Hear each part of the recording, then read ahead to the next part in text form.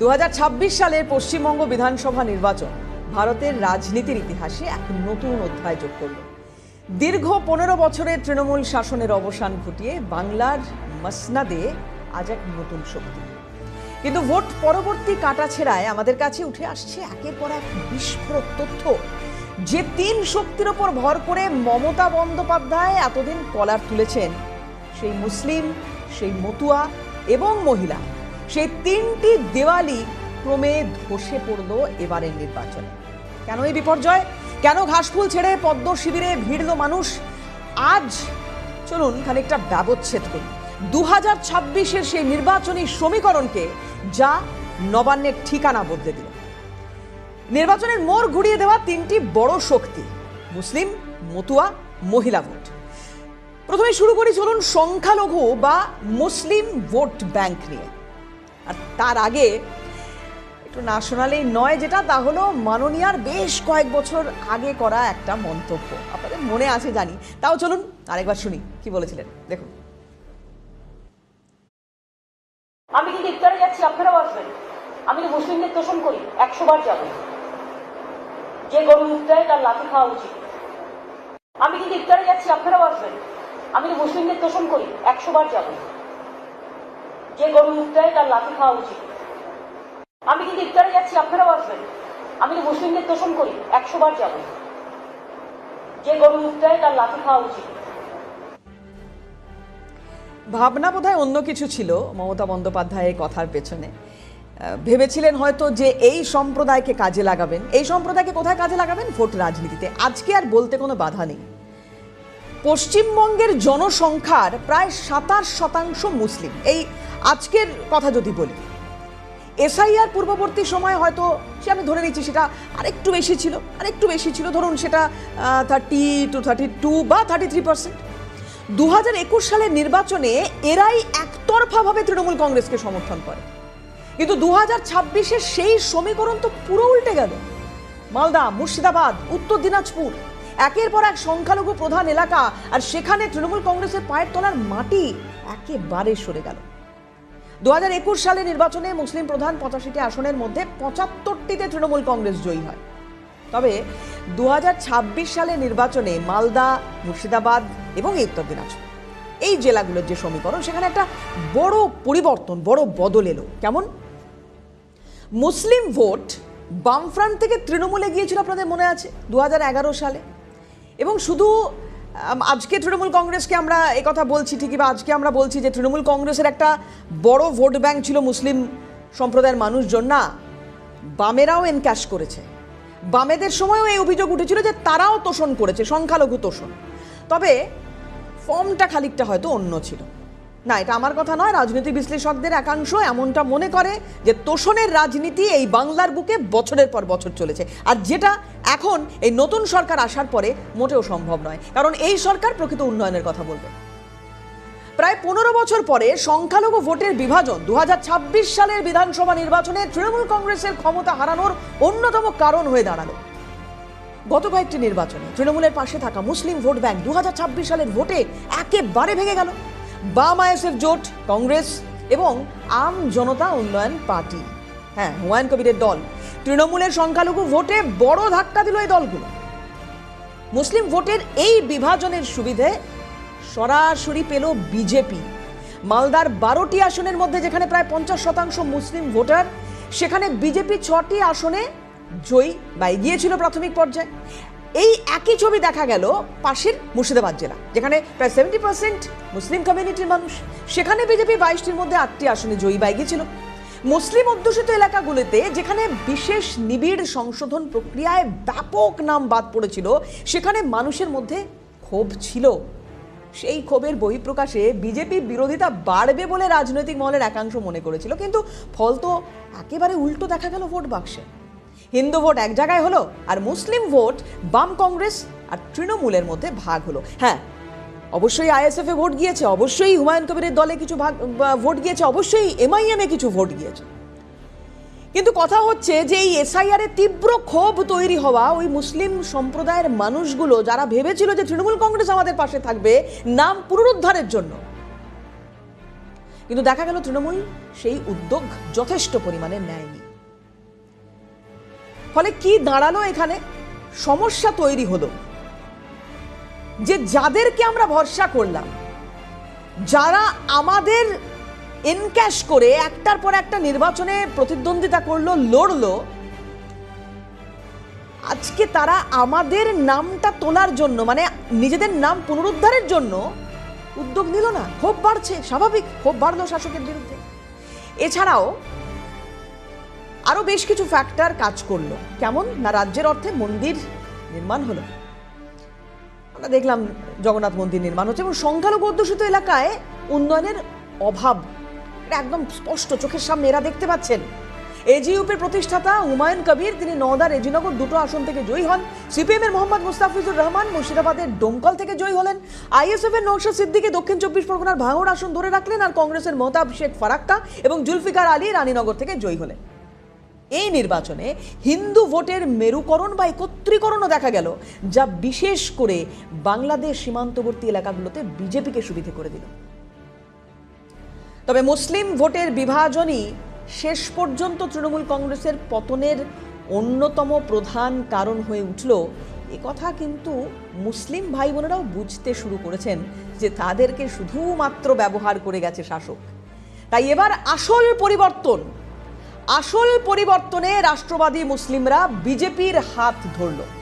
ISF, এজেইউপি বা MIM এর এখানে মাথা তোলা বা সংগঠন বৃদ্ধি আপামর মুসলিম সম্প্রদায়কে খানিকটা দ্বিধাগ্রস্ত করলো যে প্রকৃত উন্নয়ন কারা চায়, কাদের হাত তারা ধরবেন। ফলে ওই যে এতদিনের 30 to 33% ভোট যেটা তৃণমূল কংগ্রেসের একটা বড় অংশে যাচ্ছিল, তারই ওই বড় অংশটা বিভাজন হয়ে গেল, ভাগ হয়ে গেল সংখ্যালঘু ভোট। আমরা কথা বলেছিলাম শিক্ষাবিদ পদ্মশ্রী কাজী মাসুম আখতার এবং রাজনৈতিক বিশ্লেষক ঝন্টু বড়াইকের সঙ্গে। কি বলছেন, তাদের কি অ্যাসেসমেন্ট, কি মূল্যায়ন, দেখুন।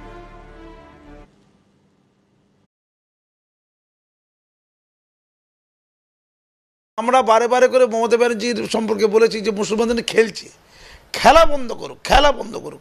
মুসলমানরা পুরো সর্বশান্ত হয়ে গেছে, শিক্ষা দীক্ষা চাকরি বাকরি সর্বত্র পিছিয়ে তলিয়ে গেছে একদম।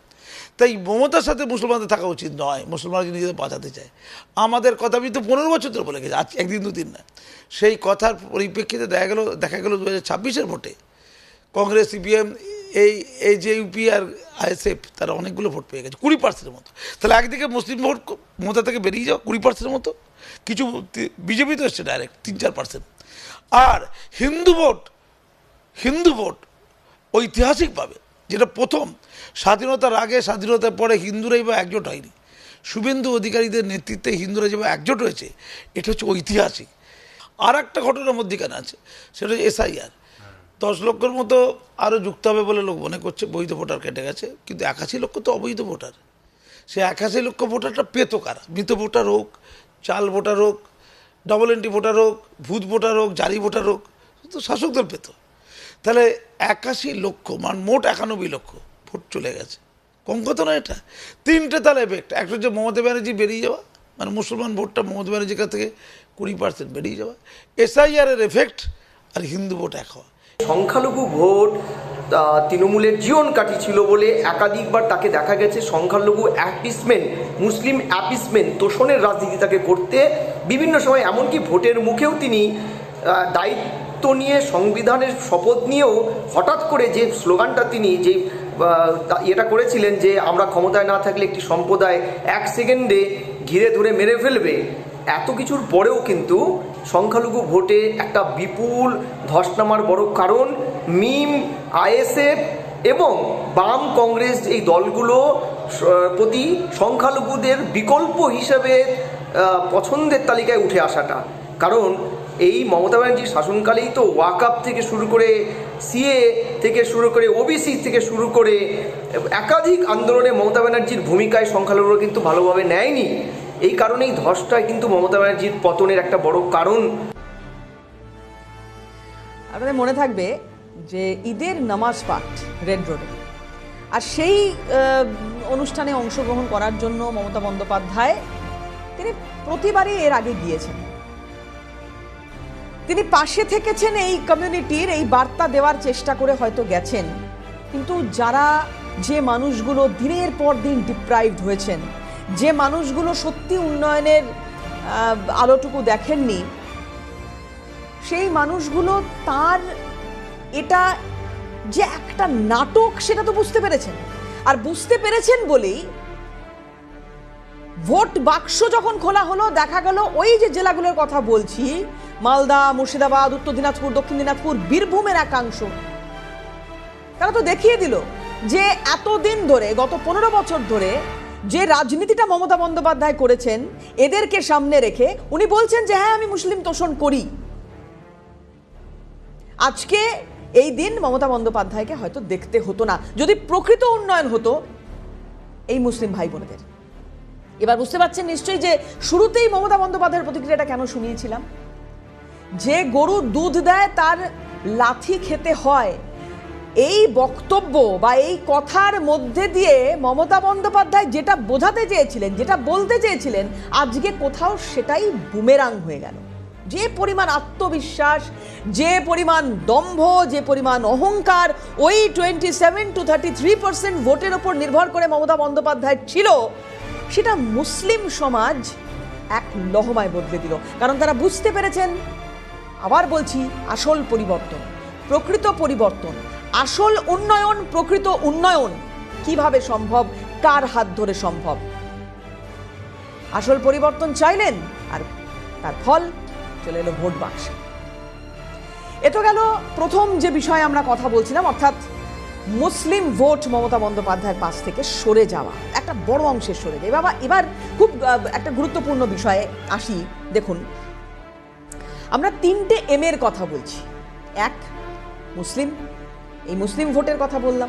2, আসি আর একটা খুব গুরুত্বপূর্ণ এম ফ্যাক্টর, সেটা হলো মতুয়া।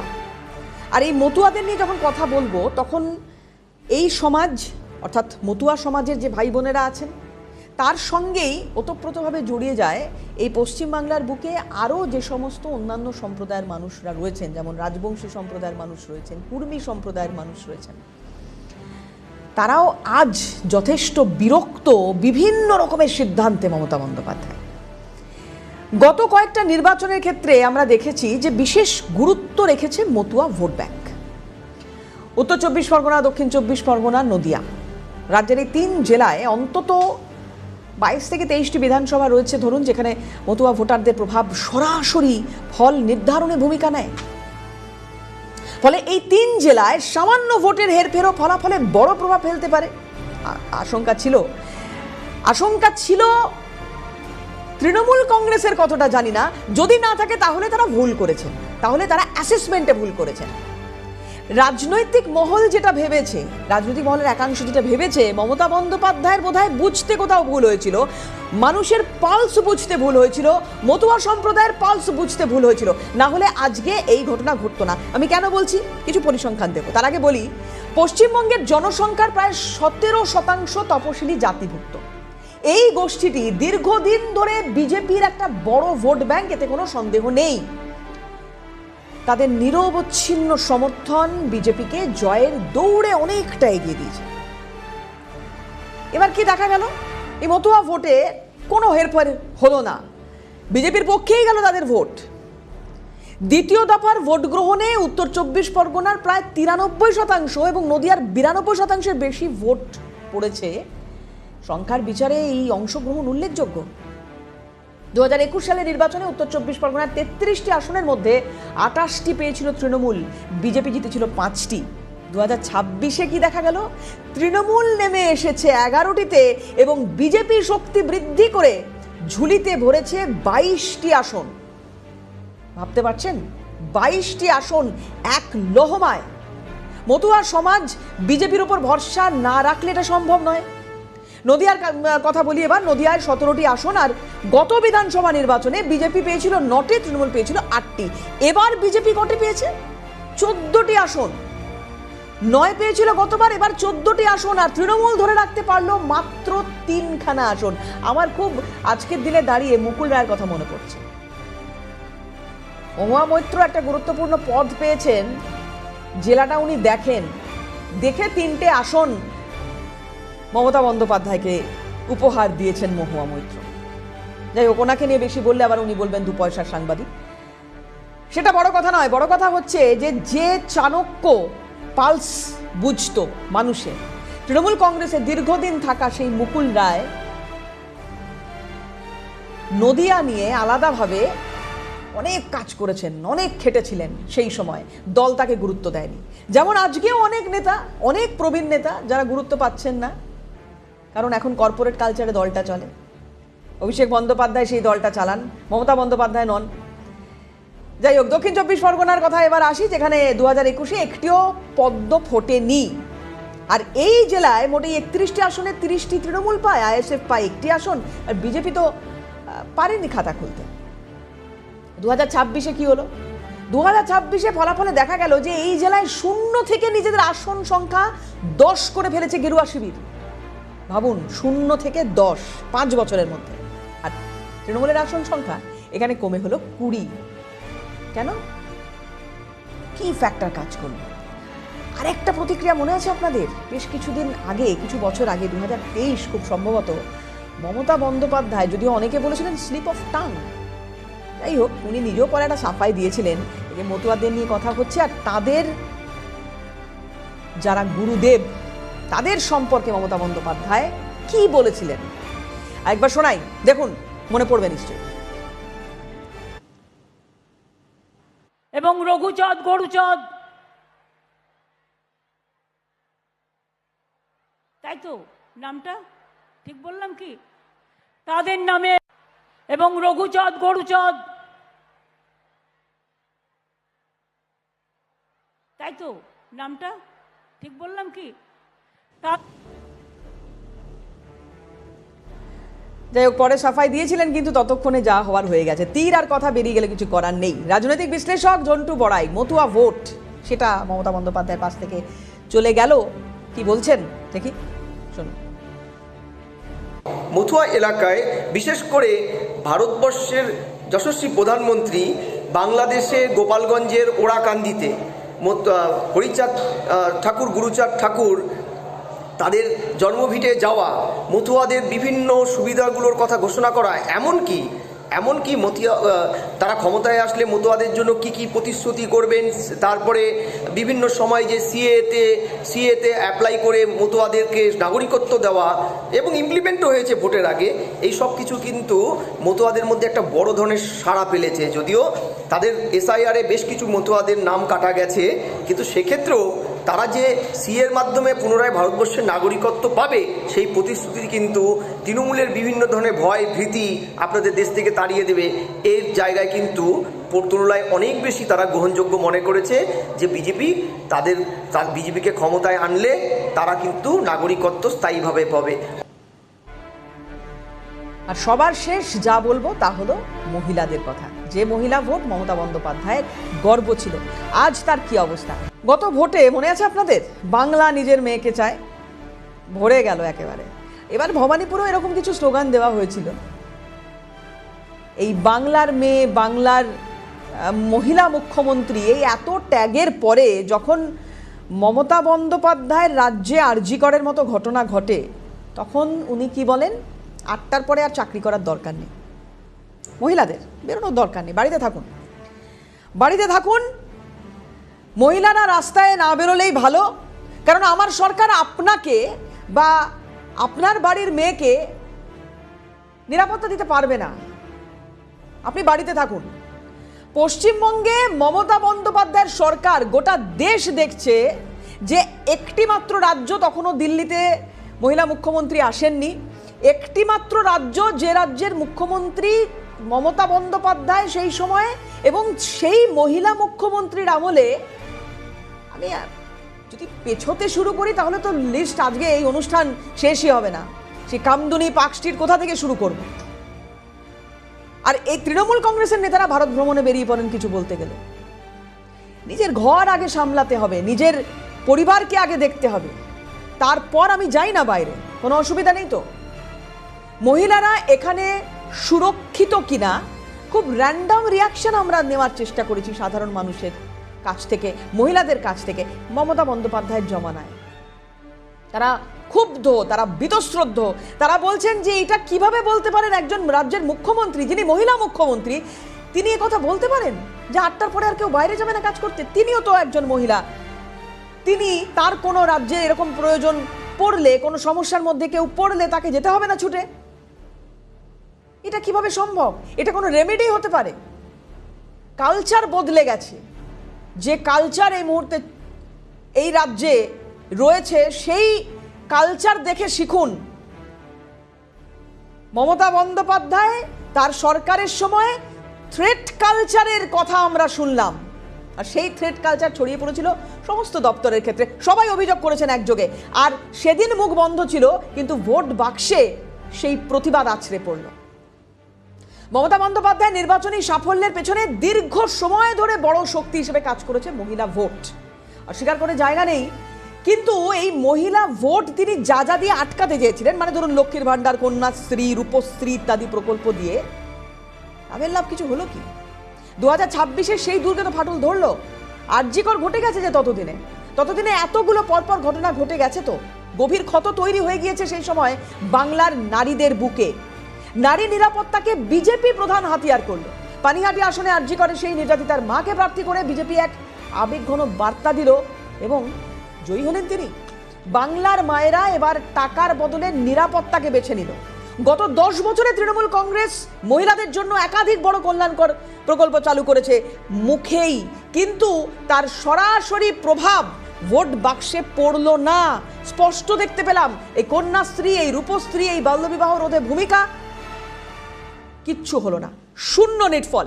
তবে এবারের নির্বাচনে যেহেতু বিজেপি নারী নিরাপত্তাকে প্রধান ইস্যু করে তুললো, ফলে স্বাভাবিকভাবেই ভোট বাক্সে সেই মহিলাদের আশীর্বাদ বিজেপির মাথায় বর্ষিত হলো।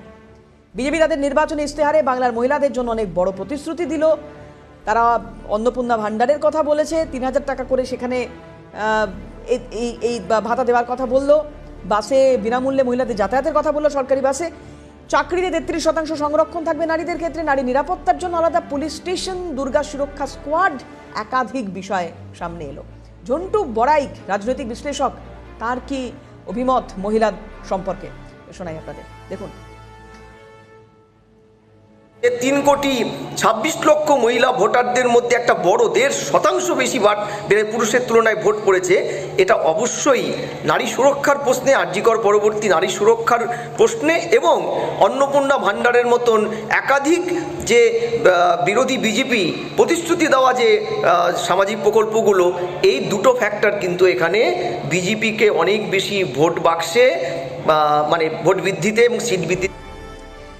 2026 সালের এই ফল প্রমাণ করলো যে রাজনীতিতে চিরস্থায়ী কোনো ভোট ব্যাংক হয় না। মুসলিমরা বুঝতে পেরেছে তাদের শুধু ব্যবহার করা হয়েছে। মতুয়ারা চেয়েছে নিশ্চিত নাগরিকত্ব, আর মহিলারা চেয়েছেন নিরাপত্তা এবং অধিক আর্থিক স্বনির্ভরতা। তৃণমূলের হার শুধু একটি রাজনৈতিক দলের হার নয়, এটি বাংলার জনমানুষের এক গভীর পরিবর্তনের ইঙ্গিত।